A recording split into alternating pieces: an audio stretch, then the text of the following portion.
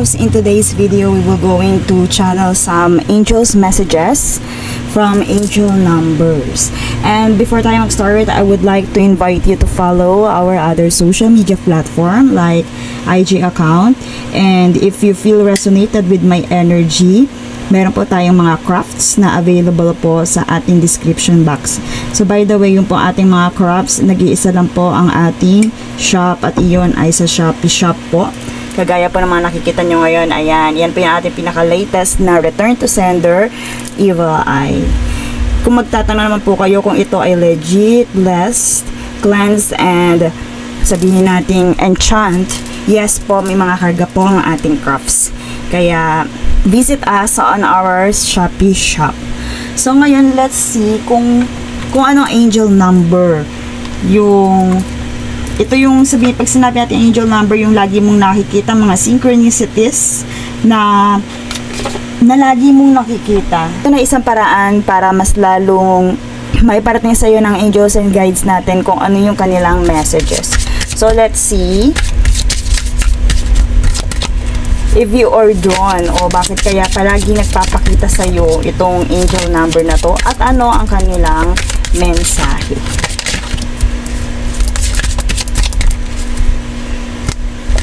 Okay, so some of you 26, some of you ay nakakakita lagi ng angel number 26, also angel number 14 and angel number, wow, lumitaw dito yung master number din natin. One of our angel numbers is 222. Okay, so dito kung mapapansin, I am thankful. Some of you, your angels and guides are telling you you have a desire to succeed and feel most accomplished when your work benefit others. Okay? Kung yung mga goals natin ay maraming makaka-benefits, lalo na hindi lang ang ating sarili, pati ang kapwa natin. Your intuitive awareness of what people want allows you to come up with innovative solutions to meet their needs. So, ito ay sabihin natin selfless service. So, every time na makikita mo yung 26, number 26, and also I hear na ito din ay sabihin natin your karmic, part of your karmic dues, okay, to serve other people. Kasi nandito din yung natin 8 dito. So it allows you to come up with innovative solutions to meet their needs. So kaya nga sinabi ko kaninang karmic dues, kumbaga mas magiging blessed ka kung nasuserve mo yung karmic dues. And how about this sa angel number 14, you are open-minded. Every time nakakita ka ng ng angel number 14, your angels and guides are telling you na maging open-minded, maging practical for something new. Okay? Yet you are wise enough to stop and think before you jump into things. Okay? Every time din na nagpapakita itong angel number 14, pinapalahanan ka niya maging practical bago ka sabihin natin yung ura-urada or magpala desisyon palagi. This pragmatic approach helps ensure your time, attention, and efforts are meaningful. And eto din, for those of you, many of you, for my collectives ay nakakakita ng angel number 222. Okay, so sa angel number 222, just trust.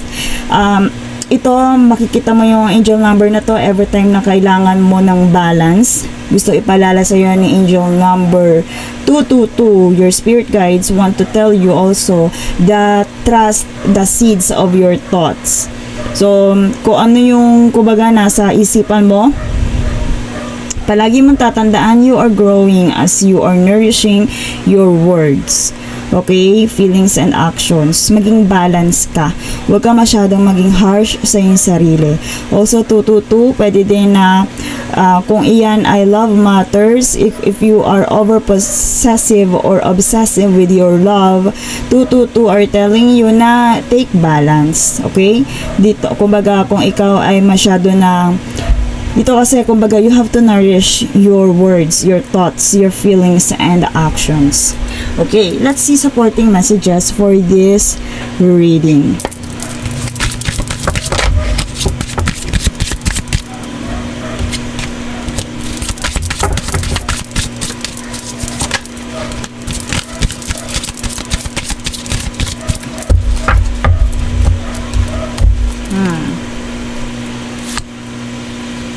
Copper.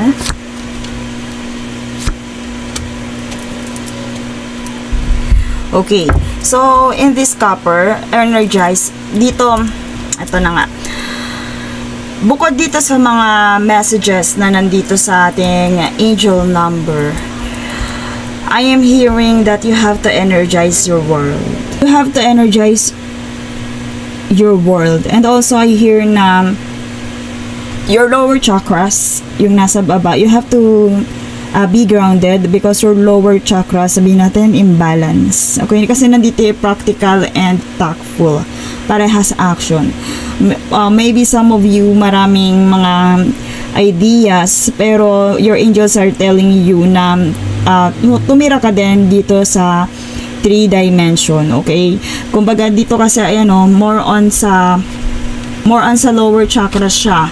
So, kanina, pumasok dito, di ba, nabanggit ko kanina yung sa love, sa 222. Yes, eto, lumitaw din dito yung rose quartz. So, your angels and guides are telling you, you have to take some self-love for you. And, sabihin natin, maaaring ikaw ay overly self-critical din. I also hear na eto, nandito kasi word na selfless. Maybe some of you ay masyado mapagbigay for others. Dito sa energy na to, masyado mapagbigay sa others. Kailangan ditong mabalance yung energy mo. Kasi nandito yung nandito yung to meet the needs of others. Then, dito din yung practicality. Okay? So, lumitaw na dito sa rose quartz. You have to balance your energy and self-love. Diyan kasi yung masyado natin or overly self-critical. Okay? Masyado mo, sabihin natin, mahalin mo ang sarili mo, kailangan mo din yun. Kaya nandito din ang balance. Okay? So, the focus of this energy is for those of you na talagang kailangan ng self-love because they are overly self-critical and also selfless. Be wise. Kumbaga, maging open-minded ka, pero kailangan maging practical ka rin. Okay? Maging practical ka rin na hindi sa lahat ng oras kailangan mong ibigay. Ito, I hear something na wala akong ipon kasi hindi ako madamot. Okay, so sa part na yun, wala din, sabihin natin yung sa pagiging practical, yes, kumbaga ikaw ay mapagbigay, there's nothing wrong with that. Pero yung sa part na walang matitira sa'yo, kumbaga dito, your angels and guides are telling you na you have to balance those thinking, those perception. Okay? Selfless kasi, yun na, ko yung selfless. Then, or for those of my specific collectives, pwede na sabihin natin you are urged, you are called to share some benefits or sabihin natin benefit to share some things na makaka-benefits ang others. Yes. Pero yun nga, most of you kayo ay masyadong overshared. Nag-overshared, marami kayong i-share sa inyong kapwa at nakakalimutan nyo na ang inyong sarili kasi lumitaw dito sa balance. Okay, you have to take balance. Though, for some of you, iyan ay karmic dues na kailangan mo talagang mag-share para ma-meet ang pangangailangan ng ibang tao, but it doesn't mean na mapababayaan mo yung sarili mo. Okay? Find your solid ground. Sabi ko nga kanina, be grounded. Yes, napaka-ideal nung kaninang sinabi ko sa inyo na wala kang ipon. Yes, kasi mapagbigay ka. Sobrang ideal niya pero you have to you have to be grounded, you have to find your solid ground. Ano yung practical dun sa part na yun na makakapag-share ka pero hindi mo mapapabayaan ang iyong sarili. Okay? Kasi ayan, magkakakulay halos din lahat ng yan. You have to energize your world. Baka sa sobrang pagbibigay mo na masyado ka na rin nade-drain. It doesn't matter, it doesn't mean na yan na ay materials, money. Pero yung kanina example ko kanina, money. Pero dito kasi sa focus ng energy na to, na masyado kang overshared, masyado kang nagbibigay. Pwedeng yung ibinibigay mo na yon ay sabihin natin energy din. Nade-drain ka sa energy na i-share mo sa ibang tao kahit na sa'yo walang natitira. Okay? You have to take balance and sabihin natin, wag kang masyadong mapraning. Kung wag kang masyadong sabihin natin na pag hindi, eto kasi yung nandito tayo di ba, yung sa other needs. My collectives, I feel na ikaw yung taong nag-guilty pag hindi ka nakakapag-share, di ba? Pero your angels are telling you, yes, tama yun, pero kailangan mong balansihin. Okay, kailangan mong maging practical. Umisip ka ng mga paraan na hindi ka din madedrain bandang huli. Magsha-share pero hindi ka madedrain bandang huli. Okay?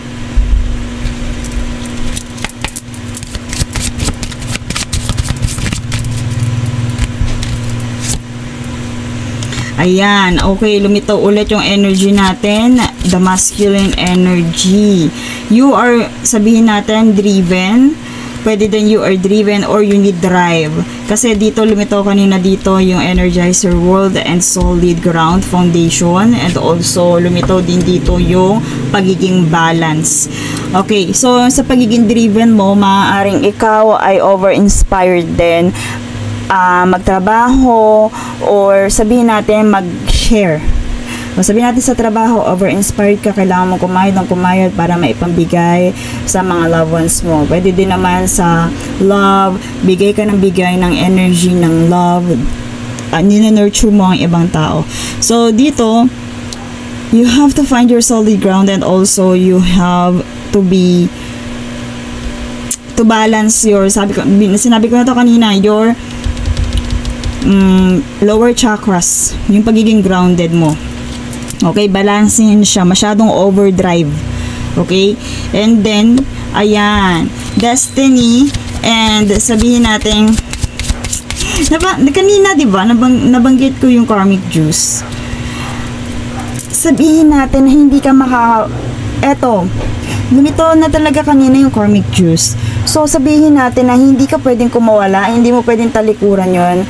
But kung ikaw ay hirap na doon sa mga obligations na yon, doon sa mga sabihin natin binibigay mo na lalo na yung iba na walang nababalik sa'yo, kung ikaw ay nahihirapan sa sitwasyon na yan, liberation are coming for you.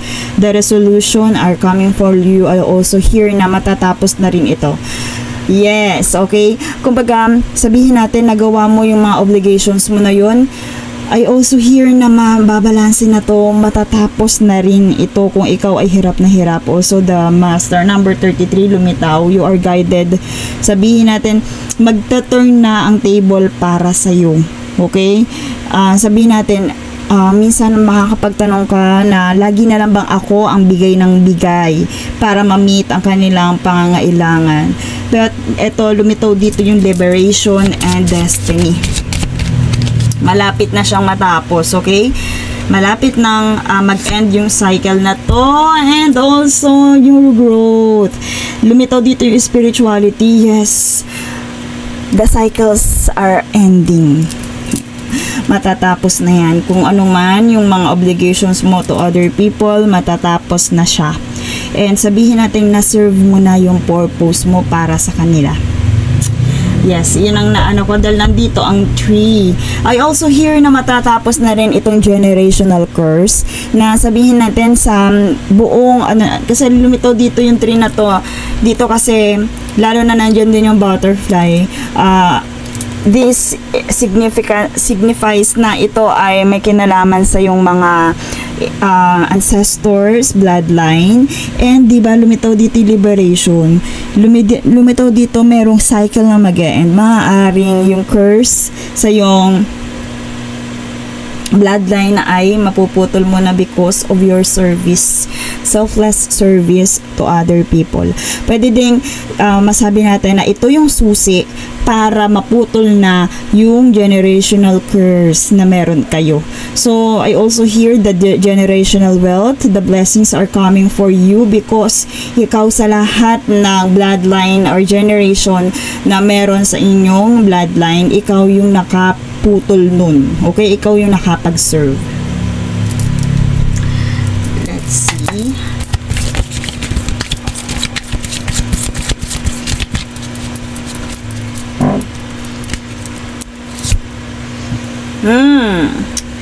Okay, so movement are coming for you. Fast movement, rapid change are coming for you. Kasi nga, kumbaga,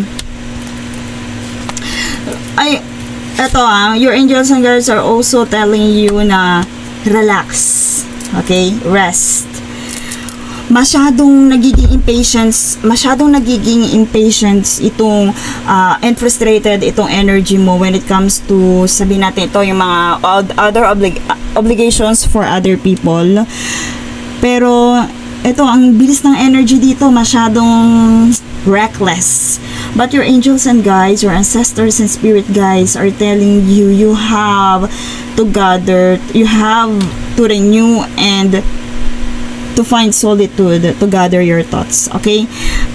Relax. Huwag kang masyadong ma-pressure na kung nabanggit kanina na ikaw yung makakaputol ng generational curse. Huwag kang masyadong ma-pressure.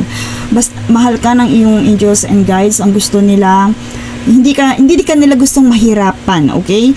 Iyan ay para sa iyo din, but sabihin natin dito kasi masyado kang napufrustrate na nagkakos sa'yo ng sabihin natin pagka-hot temper, ng pressured, yan o. Wag ka, kumbaga, hayaan mong mag-unfold ang mga bagay-bagay kasi destiny, lumitaw ang destiny, matatapos din yan. You have to relax, you have to also meditate para mas lang makakonect, okay? But, dito napaka-peaceful ng energy dito. Dito sa 222, sa angel numbers na to, sure na talagang merong magandang paparating when it comes to your destiny. May magandang paparating lalo na din sa love. I also hear that. And I also hear na some of you, most of my collectives, ay merong generational curse na ang parang kumbaga karmic juice niya ay relationship. May tendency na ikaw ay may karmic juice when it comes to relationship, hindi pa nag-aasawa or hindi nagkakaroon ng successful marriage. Don't you worry kasi matatapos din yung cycle na yan. May mga ganyan talaga, lalo na pag ang usapan natin is generational curse. Part yan ng destiny na ang tinamaan sa natal chart mo, lalo na ng Saturn, is yung sa relationship. Okay? Some naman ay sabihin natin career, ang tinamaan, yung iba naman health. Pero dito ay feel na dahil since na nandito ang rose quartz, lumitaw ang rose quartz, may kinalaman dito ang relationship.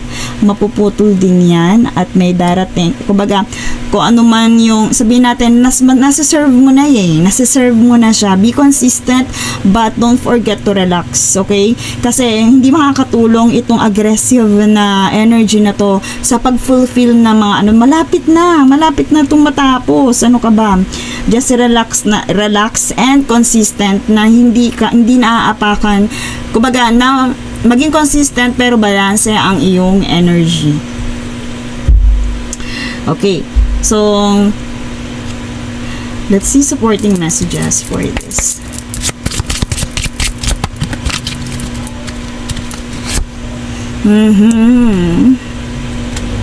Okay. Also, I hear na my collectives, mapagbigay ka, pero meron kang mga binibigyan na sabihin natin merong rat energy or mice energy. Lumitaw dito, my loves, yung dito sa service to other people. Meron kang mga binibigyan na sabihin natin mapagsamantala, opportunista, ang tawag dito, grabber, sa love naman, sabihin natin yung opportunist. Dito, kasi lumitaw, my loves, yung rats. Ang rats kasi, the mice come to tell you a story of theft. If they enter your home, you'll have nothing left. Okay? Kumbaga, may mga tao kang tinutulungan, may mga tao kang pinaglalaanan ng energy mo na hindi deserve because of this mice energy. Kumbaga, sinasamantala nila yun, yung mapagbigay, yung pagiging mapagbigay mo, pero hindi worth kasi sila yung tipong mapag-abuso. Okay, kagaya sinabi ko, hindi lang yan material things, pwede din iyan ay energy or love, but lumitaw dito, kaya mag-ingat din, my loves, sa mga pinagsha-sharean mo. Your angels are telling you, lalo na kung ikaw ay lagi nakakakita ng 2614 and 222, na mag-ingat din sa mga taong pinaglalaanan mo ng mga bagay-bagay and ng energy. Also, dito sa ating garden, kagaya nga ng sinabi ko, diba, cycles are ending. So, lumitaw dito yung garden. A good company will make. Okay, friendships. It's about friendships. Kung halimbawa, eto lumitaw dito yung sabihin natin na meron kang naaksayang energy, oras, and mga bagay-bagay sa mga wrongful people. But, part ng destiny mo yun. But, bilang sabi natin cycle ending, maaaring na matatapos na rin yun, nakakawala ka na, you are safe now.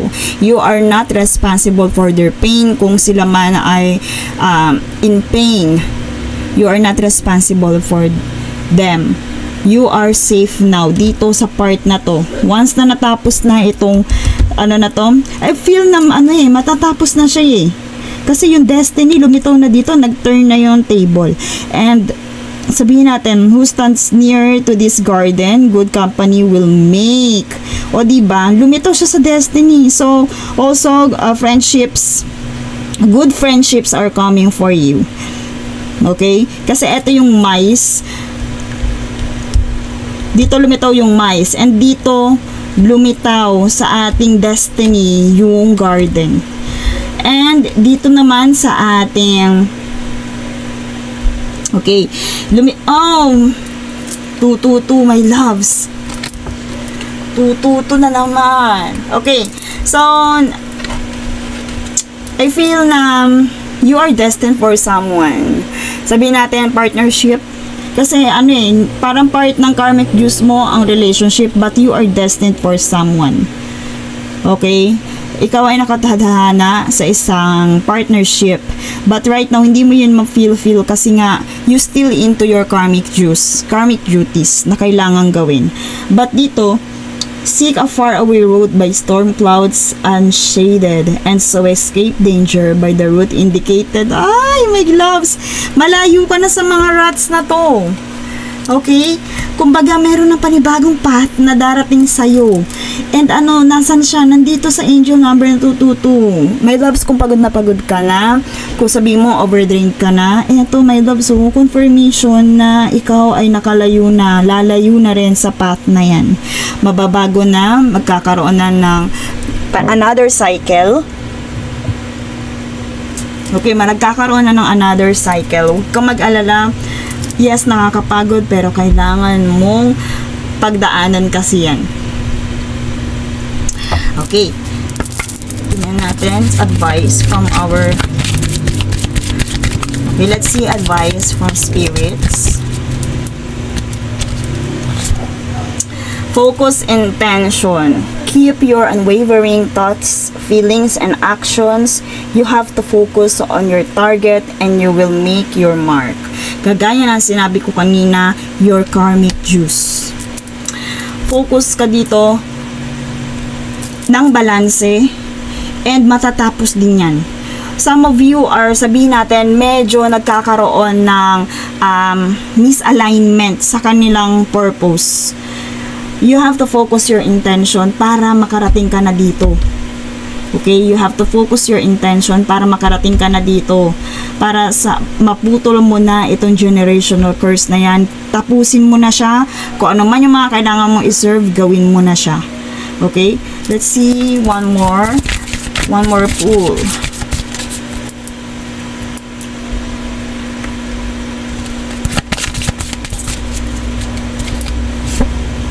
Okay, undying love, my loves. The love you have, you shared is eternal or eternal. Regardless of the situation, napaka-selfless mo talaga, my loves. Undying love. The love you have shared is eternal regardless of the situation. My loves, ha, dito na naman siya lumitaw sa balance. Sabihin natin, tama, overshared ka talaga sa love. And dahil sa love na yan na ibibigay mo, kaya mong ibigay lahat-lahat. Okay? But you have to focus. Kagaya nga nito, meron kang nasayang dito because of this mice. Wag ka masyado magpadala sabihin natin sa love na meron ka, sa emotions. Wag ka magpadala sa emotions. Mag-focus ka kung ano ang practical, kung ano ang tama. Okay? Masaserve mo siya nang hindi ka sabihin natin na ito, na hindi ka nadadaya, na hindi ka nakakapagsayang ng energy. Your angels and guides don't want to waste your energy. Kaya nga nandiyan yung relax din. Yan din yung balance. Hindi porket ito ay karmic duties mo, kailangan mong pagurin, kailangan mo i-sacrifice ang iyong sarili. Okay? Okay. So, para mas ma-honor natin ang iyong sabihin natin self-love, para mas mabalance siya right now, kasi nga diba dito yung energy sobrang hyper na halos wala ka nang naititira sa iyong sarili. Let's see. Okay, let's see it. Ayan, use your hand para mas, ayan, use your hands. So, part din yan ng self-love mo. Baka may mga gusto kang crafts na gawin. Use your hands. Lumitaw din, my loves, yung 8 yes. Yung 8 dito. Lumitaw din, my loves. Talaga may karmic duties ka na kailangan gawin, but in order to do that, you have to love yourself also. Pakita mo sa yung yes, be still, my loves. Just go. Yes, be still. Kaya mo yan. Dahil nga papatapos na.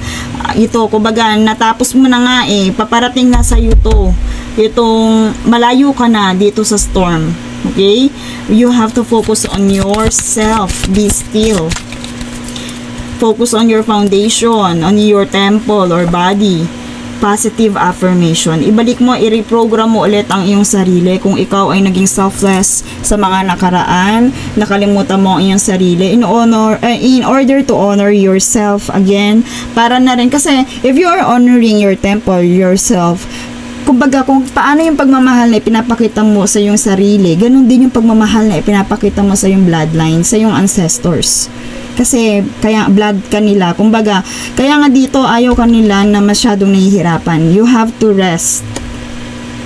Kumbaga i-balance mo kung ano may karmic duties mo na yan. Hindi nila nalulungkot sila every time na nakikita na ikaw ay masyadong mo pinahihirapan ang iyong sarili. Okay? And that's all for this reading. Thank you so much and see you in my next one.